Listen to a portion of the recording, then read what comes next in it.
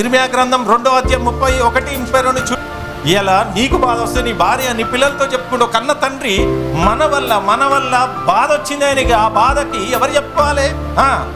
ఈ తరము వారులారా, యెహోవా సెలవిచ్చు మాట లక్ష్యపెట్టుడి. నేను ఇశ్రాయేలులకు అరణ్యము వలనైతినా, ఇశ్రాయేలీలకు నేను అరణ్యముగా అయితినా, ఒక అడవిగా అయిపోయినా. ఏం చేశాను నేను? ఒక భయంకరమైన ఇనుప కొలిమిలో నుంచి బయటికి తీశాను.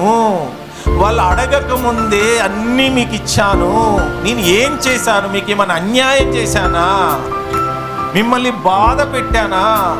నా రెక్కల నీడలో మిమ్మల్ని అందరినీ ఏ బాధ లేకుండా అరణ్యంలో ఏం దొరుకుతాయమ్మా? ఏమన్నా దొరుకుతాయా? మధ్యలో ఆ కన్న తండ్రి ఏ అపాయం రాకుండా, ఏ తెగులు రాకుండా, చెప్పులు అరగకుండా, బట్టలు చినగకుండా, ఎండ కొడుతుంటే మేఘస్తంభమే, రాత్రి అగ్నిస్తంభమే, మన్నాను దేవదూతలు తిని మన్నాను కురిపించి ఆ కన్న తండ్రి ఏ అపాయం లేకుండా అనుక్షణం అయ్యో నా బిడ్డలని